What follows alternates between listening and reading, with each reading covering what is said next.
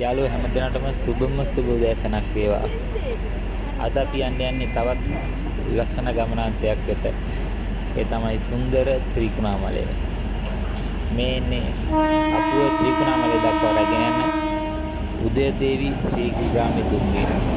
මේ දුම්රිය තමයි අපි මීරිගමින් නගින්නේ.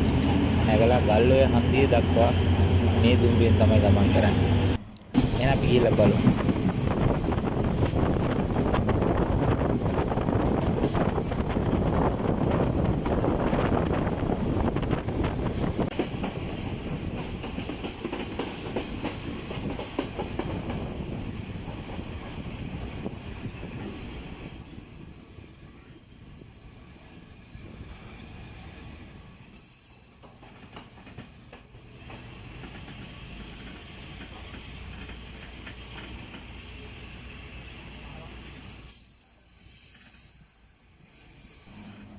අපි දැන් ආවේ මහව හන්දිය දුම්රිය ස්ථානයට. මෙතනින් අපේ ගමනාන්තය නැවත වෙනස් වෙනවා. ඒ කියන්නේ ඉස්සරහින් යන එන්ජින් එක ගල්ලා නැවත පිටිපස්සෙන් හයි කරනවා.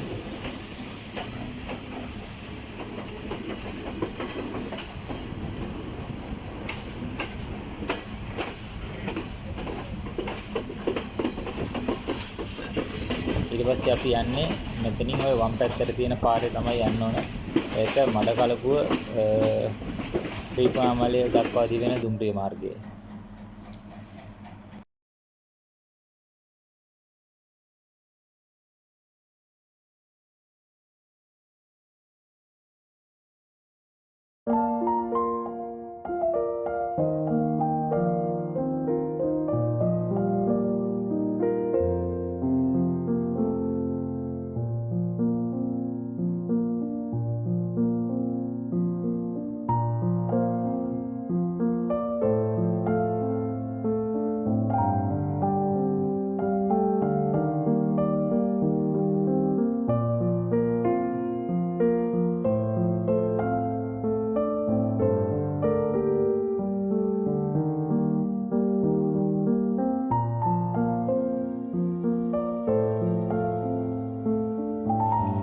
සුන්දර දුම්රිය ස්ථානයන් රාශියක් පහු කරගෙන තමයි මේ ගමන යන්න තියෙන්නේ. මේ කලාබැව.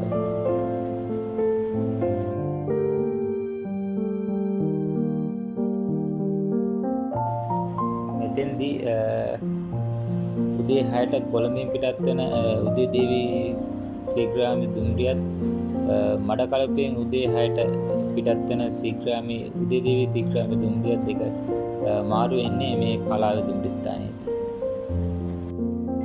මේ තවත් සංචාරක දුම්රිය ස්ථානයක් හබරණ. මෙතනින් දැරත් සීගිරිය ගම්බුල්ල පැත්තට යන්න පහසුයි. ගොඩක්ම සීගිරියට යන කට්ටිය මෙතෙන් තමයි විදිහට දුම්රියෙන් බහින්නේ.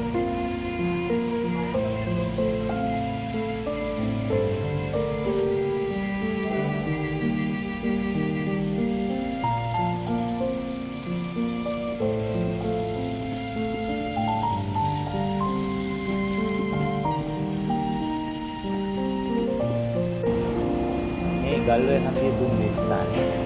මේකෙන් අපි තවත් ත්‍රිකුණාමලය යනවා නම් අපි මෙතනින් මේ නැවත තව දුම්රියකට මාරු වෙනවා. එතනින් වම් පැත්තේ ඒ දුම්රිය නවත්තලා තියෙනවා. ඒතර ඒ දුම්රිය තමයි ස්ප්‍රින්ග් වලට යන්නේ.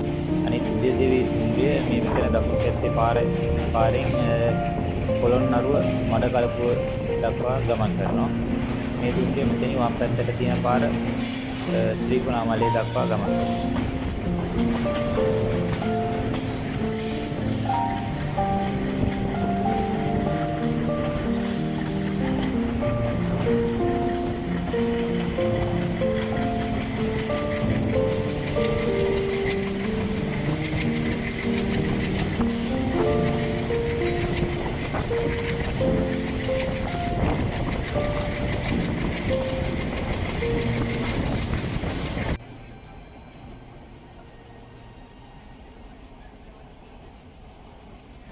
අද අපි 4 දෙනා තමයි මේ ත්‍රිකුණාමලය සංචාරයට යන්නේ.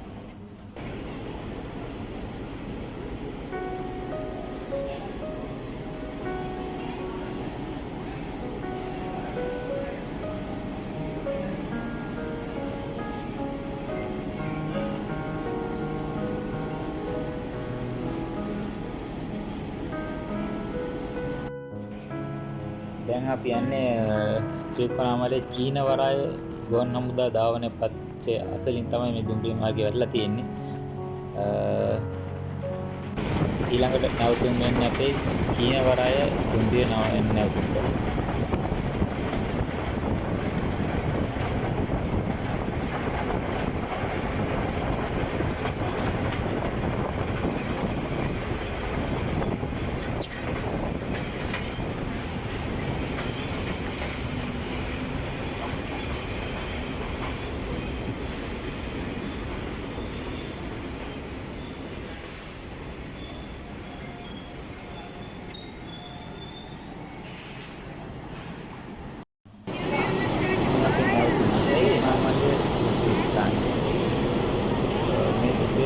අවුරුදු 2යි විතර වෙනකොට ත්‍රිකුණාමලයට එනවා.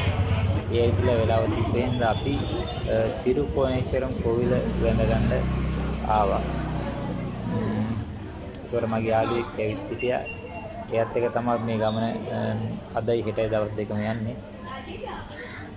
මේ තිරුකෝණේශ්වරම් කෝවිල ගැන කියනවා වසර 6500ක් විතර පරණ තුන් පැත්තකින් මුහුදින් වට වෙච්චි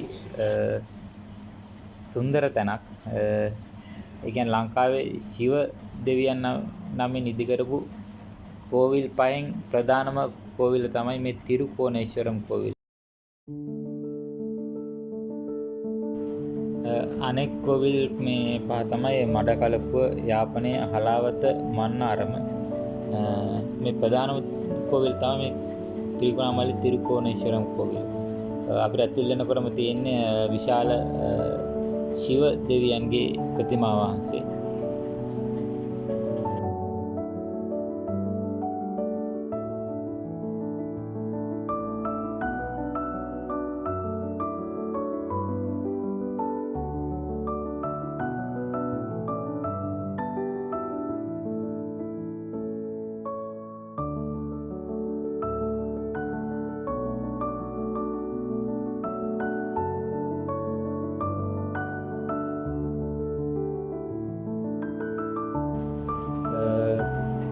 කෝවිල ඇතුළට යන්න පුළුවන් ඉස්සරහින්.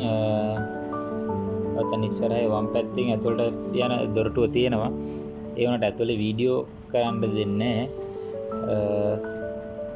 අපි වීඩියෝ කරන්න නැතුව ඇතුළේ ගිහිල්ලා බැලුවා. එන කට්ටියට මෙතනින් වම් පැත්තේ දොරටුවක් තියෙනවා. එතනින් ඇතුළට යන්න පුළුවන්.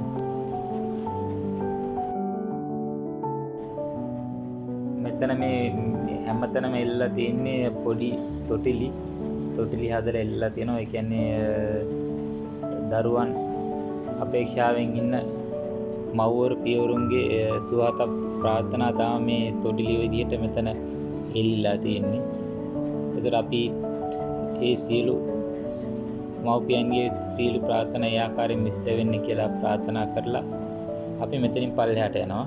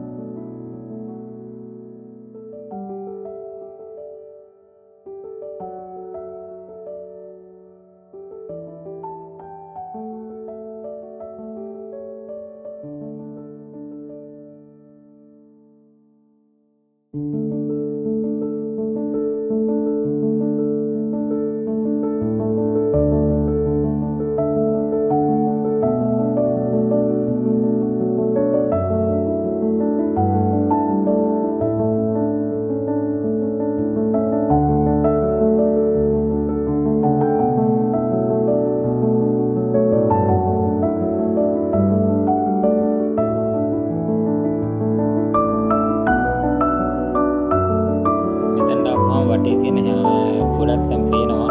ඒතර අපිට ඈතින් පේනවා කුරුමුඩිය ප්‍රදීපාගාරේ.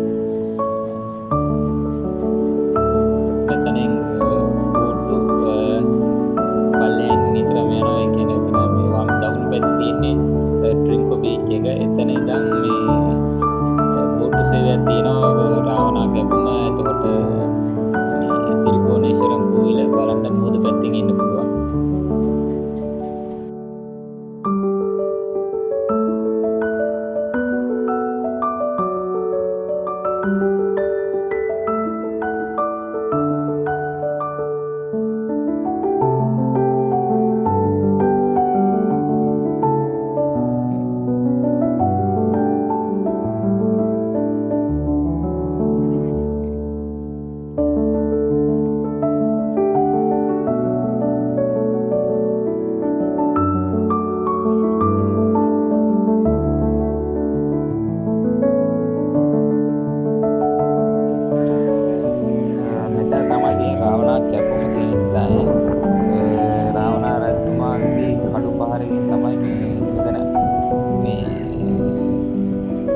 පළුවීම සිදු වෙනා කියලා මේ ජනප්‍රවාදය ඉන්නේ.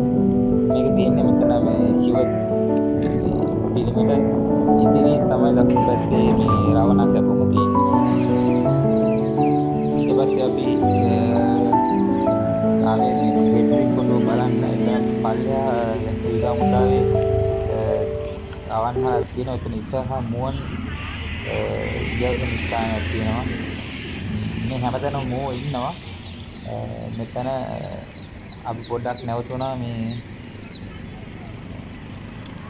මෝ බලන්න.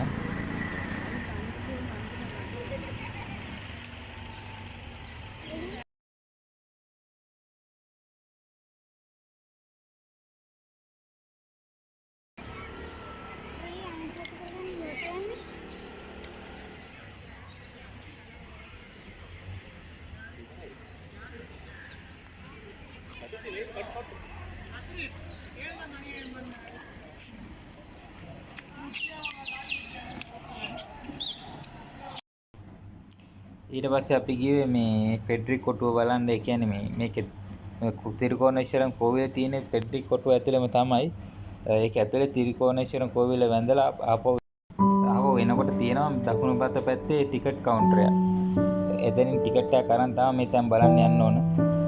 ඒ කියන්නේ 1620 දී පමණ ලංකාවට ආපු පෘතුගීසින් තමයි මේ ත්‍රිකුණාමලයේ මේ වරාය ආරක්ෂාව සඳහා මේ පෙට්‍රික් කොටුව නිර්මාණය කරන්නේ.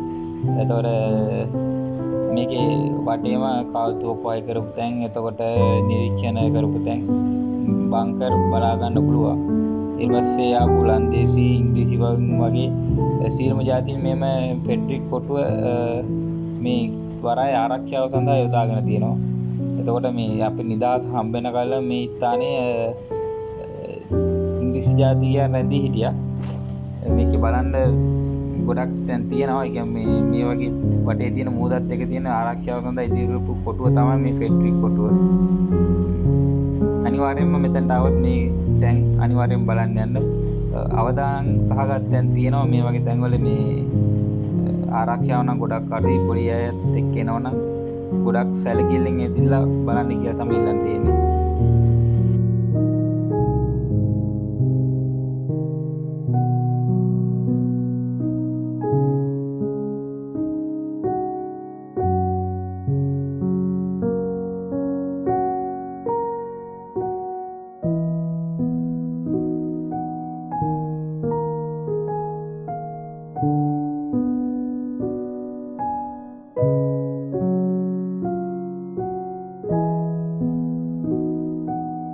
මෙතනින් පල්ලෙහාටත් යන්න පුළුවන්.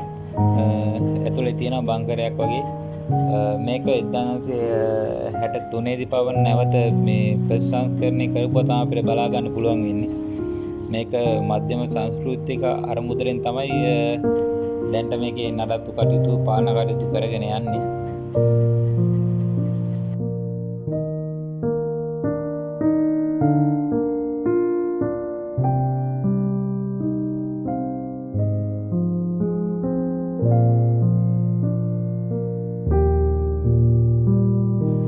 තැනකට ආපුහම මේ එතන හැමතැනම ගියාම පේන්නේ මේ වරාය නගරයක් ත්‍රිකුණාමලය කියන්නේ. මේක ලෝකේ තියෙන ස්වභාවික වරායන් අතරින් මූලික තැනක් ගන්න ස්ථානයක්. මේකේ ඇත්තටම වටේම තියෙන බලන්න මාරම ලස්සන.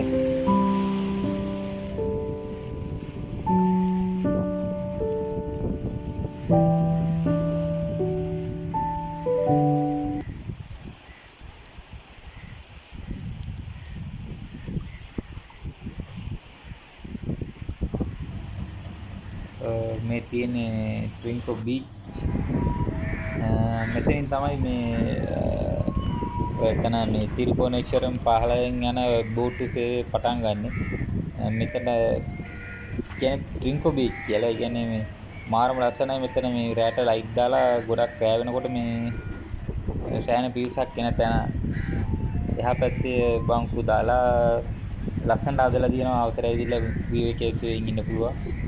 ඒ වගේම තමයි මේ ගොඩක් දැකපු දෙයක් මේ පෙරළ තීරයේ මාරම පිරිසිදුයි. හොඳින් නඩත්තු කරගෙන ආරක්ෂා කරගෙන යනවා වගේ තමයි පේන්නේ. ඕගොල්ලොත් එනවා නම් ඒ පිරිසිදුකම ආරක්ෂා කරලා දෙන්න.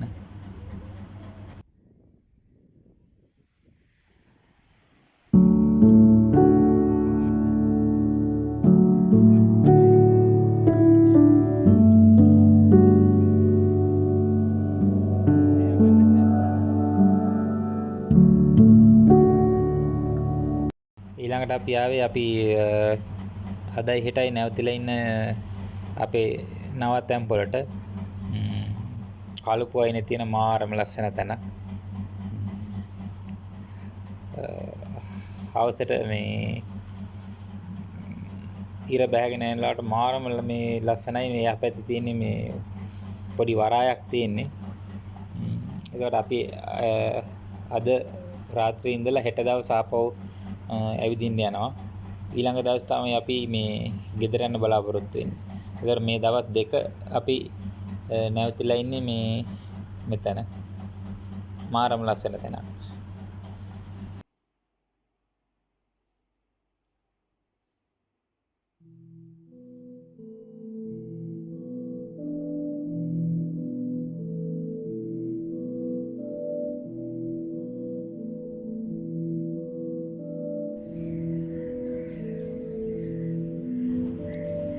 පහුවදා උදෑසනම නැගිට්ටාම දැක්කේ පුදුම ලස්සන දර්ශනයක්. මාරම ලස්සනයි. ඊට පස්සේ අපි මුලින්ම මේ පහුවදා උදෙන්ම ගියේ ඕසිල් සිව්වමුදා කෞතුකාගාරය බලන්න. අපි යනකොට විවෘත කරලා තිබුණෙත් නැහැ. ඊට පස්සේ අපි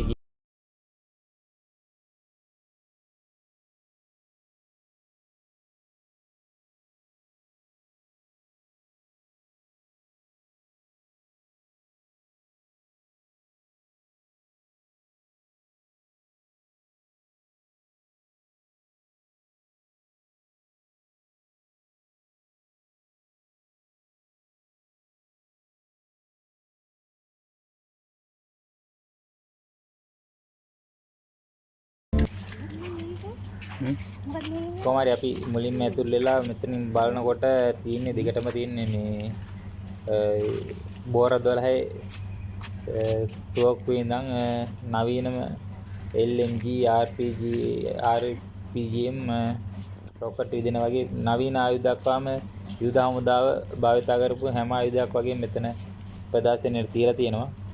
ඒ වගේම තමයි මෙතන මේ ගොඩක්ම තියෙන අපේ යුද හමුදාවේ භාවිතා කළ වෙපන් උයි LTT සංවිධානයෙන් අත්පත් කරගත්තු වෙපන් විශාල ප්‍රමාණයක් තියෙන මේ කෞතුකාගාරය තමයි.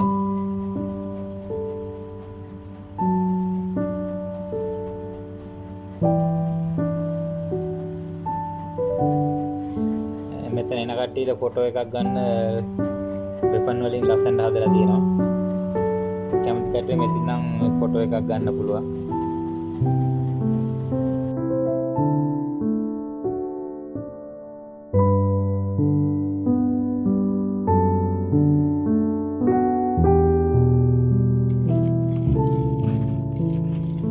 මෙතන ඉස්සරහා හදලා තියෙනවා ෆොටෝ ගන්න කට්ටියට වීඩියෝ කරන කට්ටියට ඉස්සරහෙන් ලස්සනට හදලා තියෙන තැන.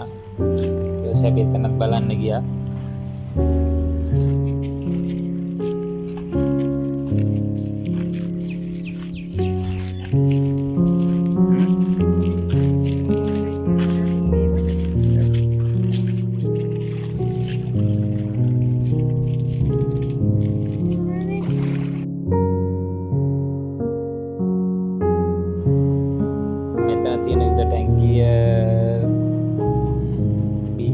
වගේ දේවල් නැගලා බලන්න අවස්ථාවක් තියෙනවා. කැමති කට්ටියට පුළුවන් ඇතුළට නැගලා ඒ දේවල් බලන්න. කියලා දෙන්න කට්ටියක් ඉන්නවා.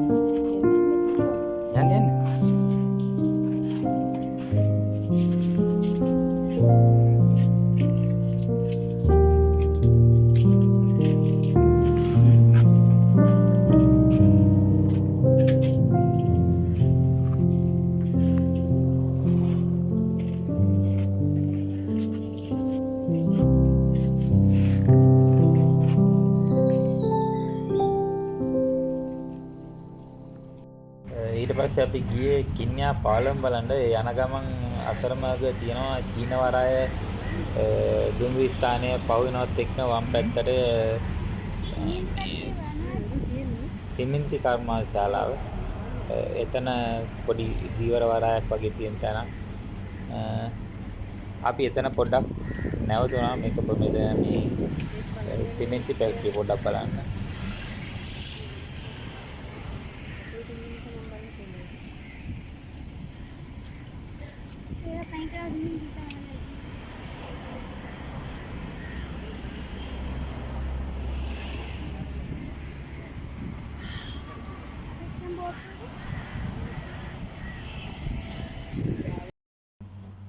මේ මාරම ලස්සන තැනක්.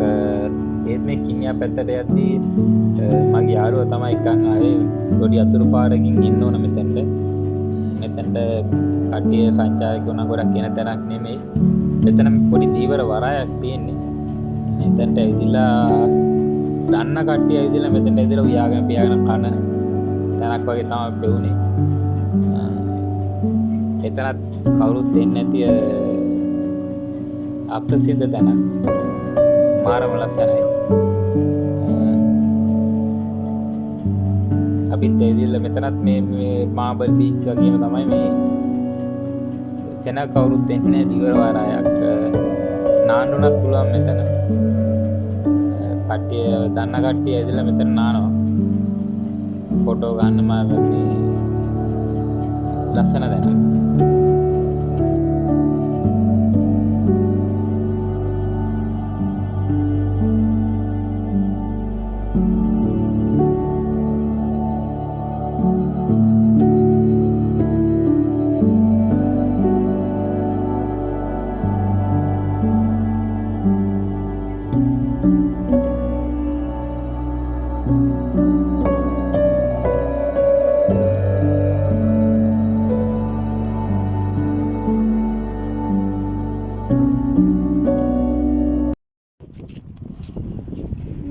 මේ කින්යා පාලම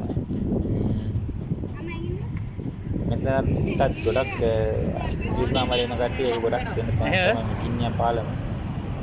ලංකාවේ දිගම පාලම. මෙතනත් මාරම ලස්සන දර්ශනයක් තියෙනවා. අනිවාර්යෙන් පින්කෝව මෙතනට එන්න. මෙතනත් පල්ලෙහා තියෙනවා මේ යා පැත්ත ලස්සන මේකේ බෝටු සවාරියක් යන්න පුළුවන්.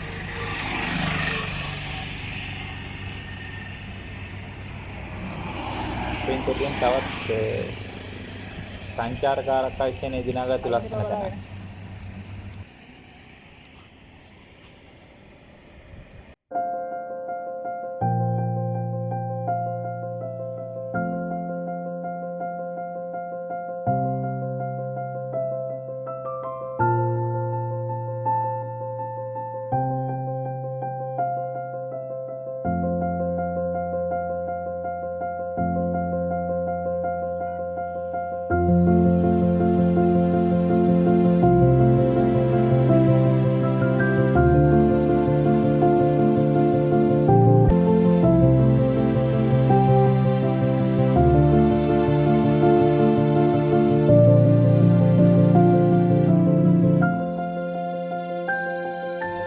මෙතනින් පල්ලෙහාට එන්න පුළුවන්. පල්ලෙහාට ආවම පල්ලෙහා තියෙනවා මේ මිනිස්සුන්ට ඇවිදලා ඉන්න පුළුවන් විදියට මේ බංකු දාලා ලස්සනට හදලා තියෙනවා මේ පාර්ක්යක් වගේ. එතන බෝට්ටු තියෙනවා එහා පැත්තේ. පොඩි රාමක් යන්නත් පුළුවන්. කින්යා පාලමේ ලස්සන බලන්න මෙතනින් පල්ලෙහාට එන්න ඕනේ.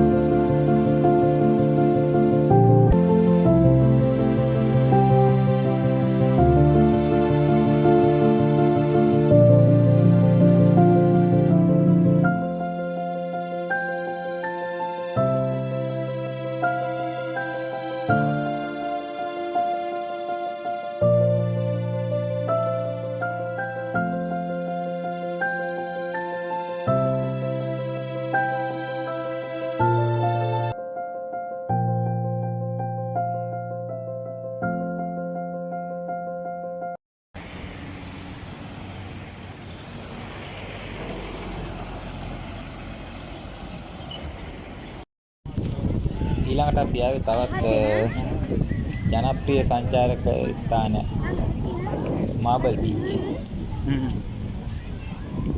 මෙතන මේ ටිකට් එකක් ගන්න ඕන. මෙතන පාලනය කරන්නේ ශ්‍රී ලංකා ගුවන් හමුදාවෙන්.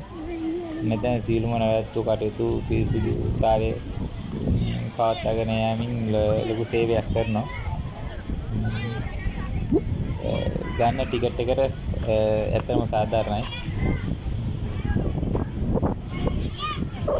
වාහන පාක් කරන් දැන් හැමදේම තියෙනවා. මෙතනට එන කට්ටිය නාගන්න ඒ අවශ්‍ය කරන හැම දෙයක්ම හැම පාස්කම් වගේ සූදානම් කරලා තියෙනවා. මෙතන හවස 5 වෙනකල් තමයි අවසර තියෙන්නේ. 5න් පස්සේ නම් බෑ. තුන්කොළ තියෙන තවත් ලස්සන මුහුදු මාබල් බීච්. මාරම් පිරිසිදුයි. මමයි පුතයි නෑ ආවා. අනිවාර්යෙන් මෙතනට આવොත් නාන්න. ආරක්ෂාව ගැන උපරිමයි. බය නැතුව නාන්න පුළුවන් තැන.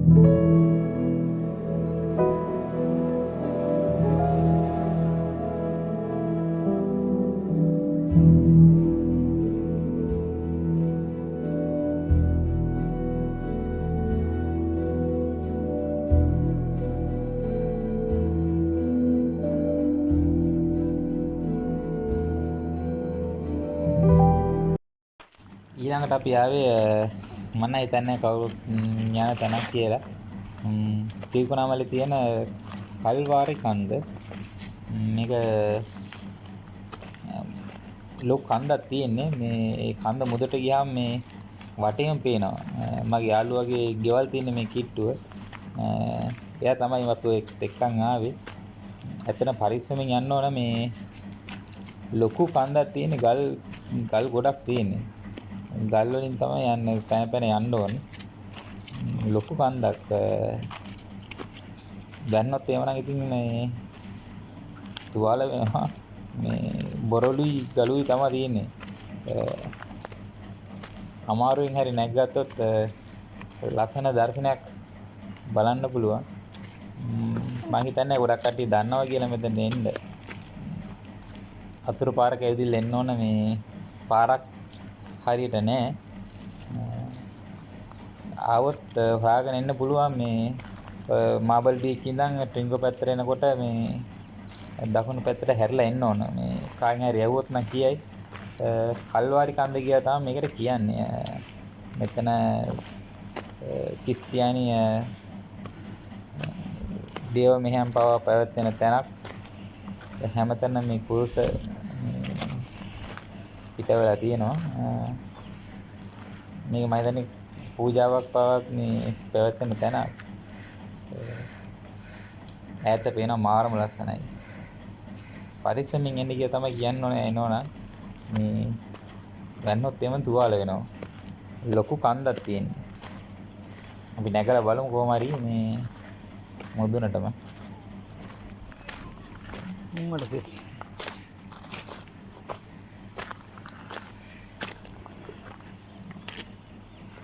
එන කට්ටියට අලුත් තැනක්. පුළුවන් නම් එන්න ඇවිදලා බලන්න මාරම ලස්සනයි.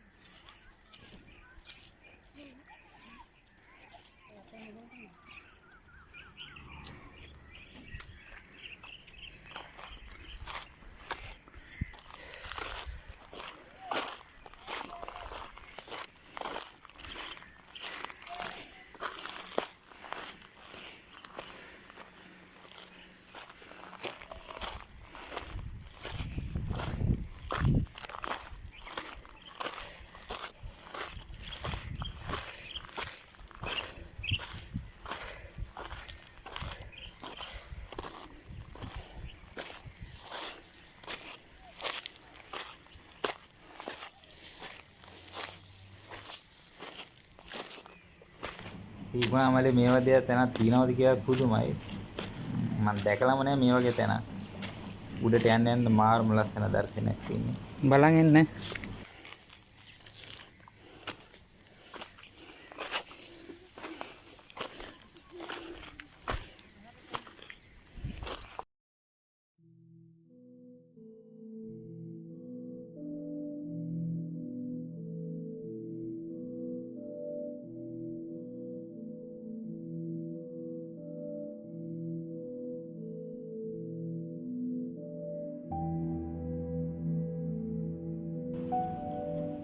වව් මාරම ලස්සනයි.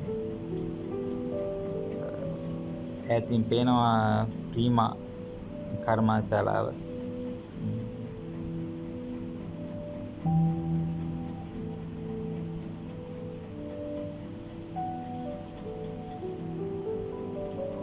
මාර ලස්සනයි. මේ තියෙන ප්‍රීමා කම්පැනි. එතකොට එතන පේනවා මේ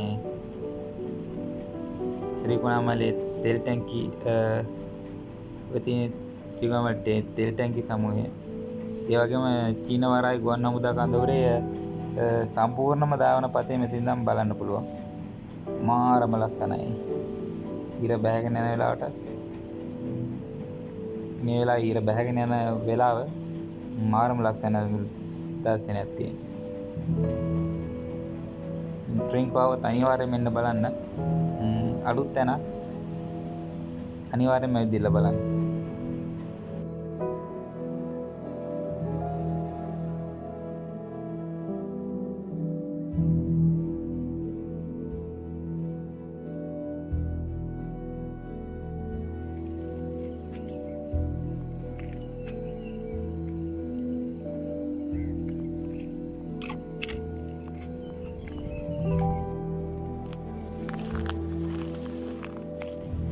බැහැගෙන යනකොටත් හරිසමයෙන් බහින්න ඕන. ඉස්සලා යන්න පුළුවන්. බහිනවල තියෙන මාරම ලක්ෂණ දර්ශනයක්. අපි මේ ලයිට් දාලා මුකුත් නැහැ. ඒකින්ද ගොඩක් කරුවල වෙන කලින් ඉන්න බෑ.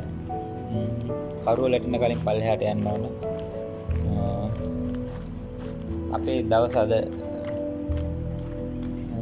මෙතනින්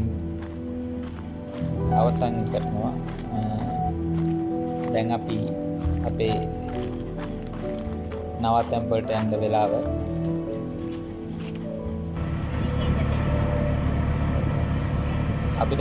අපි නැවත හෙට උදේ කොළඹ යන්න පිටත් වෙනවා. අපිට අද ආප්‍රිලේ ඉඳන් මේ වෙනකල්ම මේ අපි නොදන්න ලස්සන තැන් වලට අපි එක්කන් ගිය මගේ යාළුවා මුස්තාක් ගොඩක් ස්තුතියි.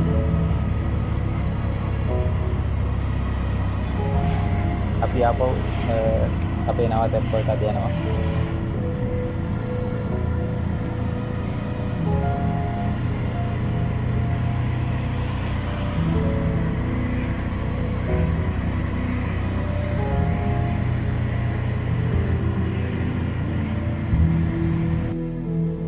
එහෙනම් යාළුවනේ ගිහිල්ලා එන්න.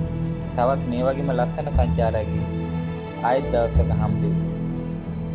හැමෝටම සුබම සුබ දවසක් වේවායි ප්‍රාර්ථනා කරනවා. ගිහින් එන්න.